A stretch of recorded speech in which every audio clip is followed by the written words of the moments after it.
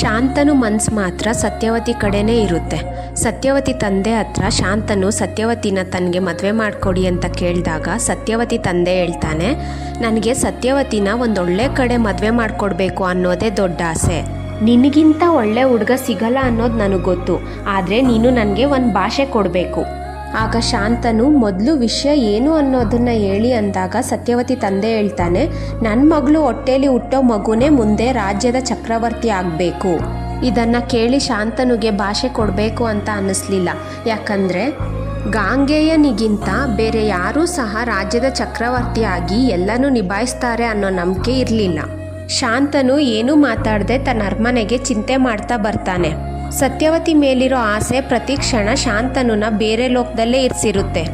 ಗಾಂಗೇಯನಿಗೆ ದಿನಗಳು ಕಳೆದಂಗೆ ಶಾಂತನುವಿನ ಮೌನ ಮತ್ತು ಅವನ ಚಿಂತೆಯಲ್ಲಿರೋದು ತಿಳಿದು ಶಾಂತನುವಿನ ಆಸ್ಥಾನಕ್ಕೆ ಬರ್ತಾನೆ. ಅಲ್ಲಿ ತನ್ನ ತಂದೆನ ಸಮಾಧಾನದಿಂದ ಈ ಪರಿಸ್ಥಿತಿಗೆ ಏನು ಕಾರಣ ಅಂತ ಪದೇ ಪದೇ ಕೇಳಿದಾಗ ಶಾಂತನು ಹೇಳ್ತಾನೆ, ಶಾಸ್ತ್ರದ ಪ್ರಕಾರ ಒಂದು ಮಗು ಇರೋ ಕುಟುಂಬ ಮಕ್ಕಳೇ ಇಲ್ಲದೆ ಇರೋ ಕುಟುಂಬಕ್ಕೆ ಸಮ.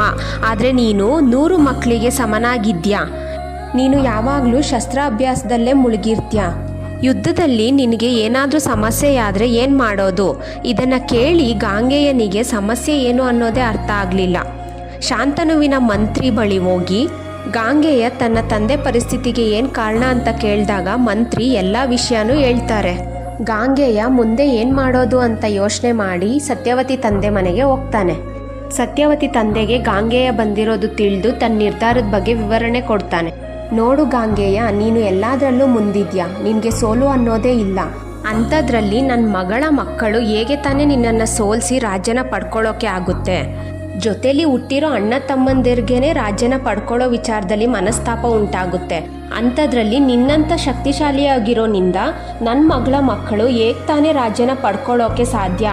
ಆದ್ದರಿಂದ ನಾನು ನನ್ನ ಮಗಳನ್ನು ಶಾಂತನುಗೆ ಕೊಟ್ಟು ಮದುವೆ ಮಾಡಬೇಕು ಅಂದರೆ ನನ್ನ ಮಗಳ ಮಕ್ಕಳು ರಾಜ್ಯದ ಚಕ್ರವರ್ತಿಯಾಗಬೇಕು. ಇದನ್ನು ಕೇಳಿಸ್ಕೊಂಡಂಥ ಗಾಂಗೇಯ ತನ್ನ ತಂದೆಗೋಸ್ಕರ ಸಿಂಹಾಸನವನ್ನೇ ತ್ಯಾಗ ಮಾಡಬೇಕು ಅಂತ ನಿರ್ಧಾರ ಮಾಡಿ ಸತ್ಯವತಿ ತಂದೆ ಮುಂದೆ ನಿಂತು ಪ್ರಮಾಣ ಮಾಡೋಕ್ಕೆ ಶುರು ಮಾಡ್ತಾನೆ. ನಾನೀಗ ಮಾಡೋ ಪ್ರತಿಜ್ಞೆನ ಸರಿಯಾಗಿ ಕೇಳಿಸ್ಕೊಳ್ಳಿ. ಹಿಂದೆ ಯಾರೂ ಮಾಡಿಲ್ಲ, ಮುಂದೆ ಯಾರೂ ಮಾಡಲ್ಲ. ನೀವು ಹೇಳ್ದಂಗೆ ನಿಮ್ಮ ಮಗಳ ಹೊಟ್ಟೆಯಲ್ಲಿ ಹುಟ್ಟೋ ಮಕ್ಕಳೇ ರಾಜನಾಗ್ತಾರೆ. ಇದಕ್ಕೆ ಸತ್ಯವತಿ ತಂದೆ ಹೇಳ್ತಾನೆ, ನೀನು ಮಾಡಿರೋ ಪ್ರತಿಜ್ಞೆ ಮೇಲೆ ನನಗೆ ಪೂರ್ತಿಯಾಗಿ ನಂಬಿಕೆ ಇದೆ. ಈ ಪ್ರತಿಜ್ಞೆನ ನಿನ್ನ ಮಕ್ಕಳು ಸಹ ಪಾಲಿಸ್ಬೇಕು ಅಂದಾಗ ಗಾಂಗೇಯ ಸ್ವಲ್ಪ ಸಮಯ ಯೋಚನೆ ಮಾಡಿ ಹೇಳ್ತಾನೆ, ನಾನು ಇನ್ಮುಂದೆ ಪ್ರಮಾಣ ಮಾಡ್ತೀನಿ. ನನ್ನ ತಂದೆಗೋಸ್ಕರ ನಾನು ನನ್ನ ಜೀವನ ಇಡೀ ಬ್ರಹ್ಮಚಾರ್ಯನಾಗಿರ್ತೀನಿ. ಇದನ್ನೆಲ್ಲ ಕೇಳಿದಂತಹ ದೇವತೆಗಳು, ಋಷಿಗಳು, ಅಪ್ಸರೆಯರು ಹೂವಿನ ಮಳೆನ ಸುರಿಸ್ತಾರೆ. ಈ ರೀತಿ ಪ್ರತಿಜ್ಞೆನ ಮಾಡಿರೋ ಕಾರಣ ಗಾಂಗೇಯನಿಗೆ ಭೀಷ್ಮ ಅನ್ನೋ ಹೆಸರು ಬರುತ್ತೆ. ಭೀಷ್ಮ ಸತ್ಯವತಿ ಬಳಿ ಬಂದು ನಮಸ್ಕಾರ ಮಾಡಿ ಸತ್ಯವತಿನ ತನ್ನ ರಥದಲ್ಲಿ ಕೂರಿಸ್ಕೊಂಡು ಶಾಂತನುವಿನ ಬಳಿ ಕರ್ಕೊಂಡು ಬಂದು ನಡೆದಂಥ ಎಲ್ಲ ಘಟನೆಯನ್ನು ಹೇಳ್ತಾನೆ. ಶಾಂತನು ಅದನ್ನೆಲ್ಲ ಕೇಳಿ ಮಗನನ್ನು ತಪ್ಪಿಕೊಂಡು ಹೇಳ್ತಾನೆ, ನೀನು ಜೀವನದಲ್ಲಿ ಎಲ್ಲ ರೀತಿಯ ತ್ಯಾಗನ ಮಾಡಿದ್ಯಾ, ಆದ್ರಿಂದ ನಿನಗೆ ಒಂದು ವರ ಕೊಡ್ತೀನಿ. ಅದೇನಂದರೆ ಇನ್ಮುಂದೆ ನಿನಗೆ ಇಚ್ಛಾಮರಣನಾಗೋ ಶಕ್ತಿ ನಿನ್ನಲ್ಲಿರುತ್ತೆ. ಇದರ ಅರ್ಥ ಭೀಷ್ಮರ ಒಪ್ಪಿಗೆ ಇಲ್ಲದೆ ಸಾವು ಅವ್ರ ಹತ್ರ ಬರೋಲ್ಲ. ಭೀಷ್ಮರು ಯಾವಾಗ ಅವ್ರ ಪ್ರಾಣನ ಬಿಡಬೇಕು ಅಂತ ನಿರ್ಧಾರ ಮಾಡ್ತಾರೋ ಆವಾಗ ಸಾವು ಅವ್ರ ಬಳಿ ಬರುತ್ತೆ ಅಂತ ಹೇಳಿ ಒಳ್ಳೆ ಮುಹೂರ್ತದಲ್ಲಿ ಶಾಂತನು ಮತ್ತು ಸತ್ಯವತಿ ಮದುವೆ ಆಗ್ತಾರೆ. ಕೆಲವು ವರ್ಷಗಳ ಕಾಲ ಸಂತೋಷದಿಂದ ಇರ್ತಾರೆ. ಸತ್ಯವತಿಗೆ 2 ಮಕ್ಕಳು ಜನಿಸ್ತಾರೆ. ಮೊದಲನೇ ಮಗ ಚಿತ್ರಾಂಗದ, ಎರಡನೇ ಮಗ ವಿಚಿತ್ರವೀರ್ಯ. 2 ಮಕ್ಕಳು ಬಾಲಕರಾಗಿರುವಾಗಲೇ ಶಾಂತನು ಪ್ರಾಣ ಬಿಡ್ತಾನೆ. ಭೀಷ್ಮ ಚಿತ್ರಾಂಗದನನ್ನ ಸಿಂಹಾಸನದ ಮೇಲೆ ಕೂರಿಸ್ತಾನೆ. ಚಿತ್ರಾಂಗದ ತುಂಬ ಶಕ್ತಿಶಾಲಿಯಾಗಿದ್ದು ಎಲ್ಲ ರಾಜ್ಯಗಳನ್ನ ಗೆಲ್ತಿದ್ದ. ಇದರಿಂದ ಅವನಿಗೆ ಅನಿಸುತ್ತೆ, ದೇವತೆಗಳಲ್ಲಾಗಲಿ ದಾನವರಲ್ಲಾಗಲಿ ಮತ್ತು ರಾಕ್ಷಸರಲ್ಲಾಗಲಿ ಅವನಿಗಿಂತ ಶಕ್ತಿಶಾಲಿ ಯಾರೂ ಇಲ್ಲ ಅಂತ. ಒಂದ್ಸಲ ಗಂಧರ್ವ ರಾಜ ಚಿತ್ರಾಂಗದನನ್ನ ಯುದ್ಧಕ್ಕೆ ಕರೀತಾನೆ. ಆ ಗಂಧರ್ವ ರಾಜನ ಹೆಸರು ಕೂಡ ಚಿತ್ರಾಂಗದ. ಕುರುವಂಶದ ಚಿತ್ರಾಂಗದನಿಗೆ ಈ ಯುದ್ಧದಲ್ಲಿ ತಾನೇ ಗೆಲ್ಲೋದು ಅನ್ಕೊಂಡಿರ್ತಾನೆ. 3 ವರ್ಷ ಇಬ್ರು ಮಧ್ಯೆ ಯುದ್ಧ ನಡೆಯುತ್ತೆ. ಕುರು ರಾಜನಿಗೆ ಮಾಯಾ ಯುದ್ಧದ ಬಗ್ಗೆ ತಿಳಿದಿರಲಿಲ್ಲ. ಗಂಧರ್ವ ರಾಜ ಮಾಯಾ ಯುದ್ಧದಿಂದ ಕುರುರಾಜನನ್ನ ಸಾಯಿಸಿ ತನ್ನ ಲೋಕಕ್ಕೆ ಹೊರಟೋಗ್ತಾನೆ. ಭೀಷ್ಮ ಚಿತ್ರಾಂಗದನ ಕಾರ್ಯ ಮುಗಿಸಿ ಬಾಲಕನಾಗಿದ್ದ ವಿಚಿತ್ರವೀರ್ಯನನ್ನ ಸಿಂಹಾಸನದಲ್ಲಿ ಕೂರಿಸ್ತಾನೆ. ವಿಚಿತ್ರವೀರ್ಯ ಬಾಲಕನಾಗಿದ್ರೂ ಸಹ ಭೀಷ್ಮರ ಮೇಲೆ ತುಂಬ ಭಕ್ತಿ ಗೌರವ ಇತ್ತು. ವಿಚಿತ್ರವೀರ್ಯ ವಯಸ್ಸಿಗೆ ಬರೋವರೆಗೂ ಭೀಷ್ಮರಿಗೆ ಇಷ್ಟ ಇಲ್ದಿದ್ರೂ ಸಹ ಸತ್ಯವತಿ ಮಾತಿಗೆ ಗೌರವ ಕೊಟ್ಟು ರಾಜ್ಯದ ಆಡಳಿತ ಮಾಡ್ತಿದ್ರು.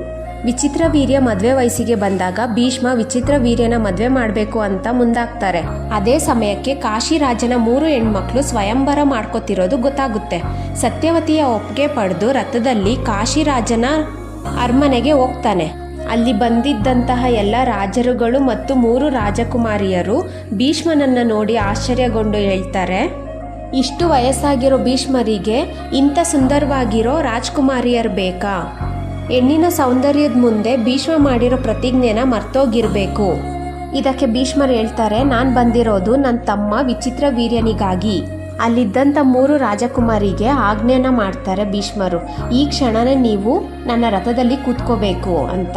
ಅದನ್ನು ಕೇಳಿ ತಕ್ಷಣ 3 ರಾಜಕುಮಾರಿಯರು ಸುಮ್ಮನೆ ಹೋಗಿ ರಥದಲ್ಲಿ ಕೂತ್ಕೋತಾರೆ.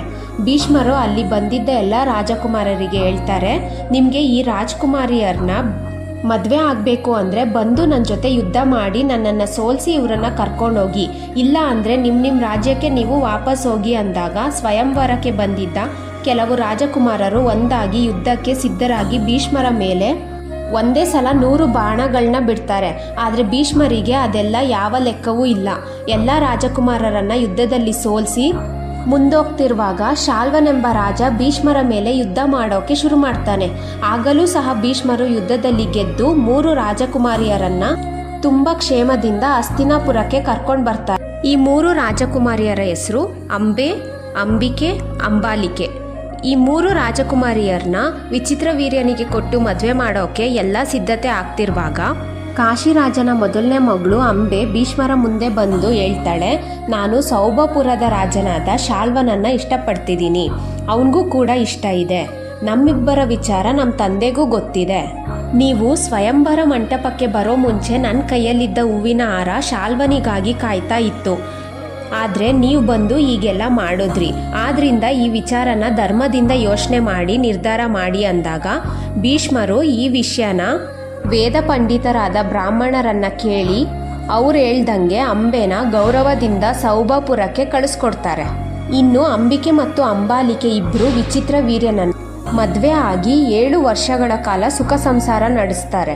ವಿಚಿತ್ರವೀರ್ಯ ತನ್ನ ಹೆಂಡತಿಯರ ಸೌಂದರ್ಯಕ್ಕೆ ಮನಸೋತು ಅವರನ್ನು ಒಂದು ಕ್ಷಣನೂ ಬಿಟ್ಟಿರ್ತಿರ್ಲಿಲ್ಲ. ಈ ಕಾರಣದಿಂದ ಭೀಷ್ಮರೇ ರಾಜ್ಯದ ಆಡಳಿತವನ್ನು ನೋಡ್ಕೋತಿದ್ರು. ವಿಚಿತ್ರವೀರ್ಯನಿಗೆ ಕ್ಷಯರೋಗ ಬಂದು ಯಾವ ಚಿಕಿತ್ಸೆನೂ ಫಲ ಕೊಡ್ದೇನೆ ಯಮಲೋಕಕ್ಕೆ ಸೇರ್ತಾನೆ. ಭೀಷ್ಮರೇ ವಿಚಿತ್ರವೀರ್ಯನ ಕಾರ್ಯನೂ ಸಹ ಮಾಡ್ತಾರೆ. ಕುರುವಂಶ ಬೆಳಿಬೇಕು ಅನ್ನೋ ಕಾರಣಕ್ಕೆ ಸತ್ಯವತಿ ಭೀಷ್ಮರಿಗೆ ಅಂಬಿಕೆ ಮತ್ತು ಅಂಬಾಲಿಕೆಯರನ್ನ ಮದುವೆ ಆಗೋಕೆ ಎಲ್ಲ ರೀತಿಯಿಂದನೂ ಹೇಳ್ತಾಳೆ. ಆದರೆ ಸತ್ಯವತಿ ಎಷ್ಟೇ ಕೇಳ್ಕೊಂಡ್ರೂ ಸಹ ಭೀಷ್ಮರು ಇದಕ್ಕೆ ಒಪ್ಪೋಲ್ಲ. ಯಾಕಂದರೆ ಅವರು ಯಾವುದೇ ಕಾರಣಕ್ಕೂ ಅವರು ಕೊಟ್ಟ ಮಾತಿಗೆ ವಿರುದ್ಧವಾಗಿ ಮಾಡಲ್ಲ ಅಂತ ಹೇಳಿ ತಾನು ಬ್ರಹ್ಮಚಾರಿಯಾಗಿ ಇರ್ತೀನಿ ಅಂತಾರೆ. ಆಗ ಸತ್ಯವತಿ ತುಂಬ ಬೇಜಾರಿಂದ ಏನೂ ಮಾತಾಡಲ್ಲ. ಭೀಷ್ಮರು ತನ್ನ ತಾಯಿಗೆ ಹೇಳ್ತಾರೆ, ಅಮ್ಮ, ಯಾವುದೇ ಕ್ಷತ್ರಿಯ ವಂಶ ನಾಶವಾಗ್ತಿರುವಾಗ ಬ್ರಾಹ್ಮಣರ ಸಹಾಯದಿಂದ ಕ್ಷತ್ರಿಯ ಕುಲಕ್ಕೆ ಮಗನನ್ನು ಪಡೆದು ವಂಶನ ಬೆಳೆಸಬಹುದು. ಆದರೆ ಅದಕ್ಕೆ ಕೆಲವು ನಿಯಮಗಳಿವೆ. ಗಂಡನನ್ನು ಕಳ್ಕೊಂಡಿರೋ ಕ್ಷತ್ರಿಯ ಸ್ತ್ರೀ ಬ್ರಾಹ್ಮಣರಿಂದ 1 ಮಗುನ ಮಾತ್ರ ಪಡಿಬಹುದು. ಈ ಸಮಯದಲ್ಲಿ ಇವರಿಬ್ಬರ ಮಧ್ಯೆ ಯಾವುದೇ ಪ್ರೀತಿ, ಪ್ರೇಮ, ಕಾಮ, ಮಾತುಕತೆ ಇರೋದಿಲ್ಲ. ಹೀಗೆ ಇನ್ನೂ ಕೆಲವು ನಿಯಮಗಳನ್ನ ಪಾಲಿಸಬೇಕು. ನನಗೆ ಗೊತ್ತಿರೋ ಧರ್ಮದ ಪ್ರಕಾರ ನಾನು ಹೇಳಿದ್ದೀನಿ, ನೀನು ಕೂಡ ಇದ್ರ ಬಗ್ಗೆ ಯೋಚನೆ ಮಾಡು ಅಂದಾಗ ಸತ್ಯವತಿಗೆ ಭೀಷ್ಮನ ಮಾತು ಕೇಳಿ ಸ್ವಲ್ಪ ಸಮಾಧಾನ ಆಗುತ್ತೆ.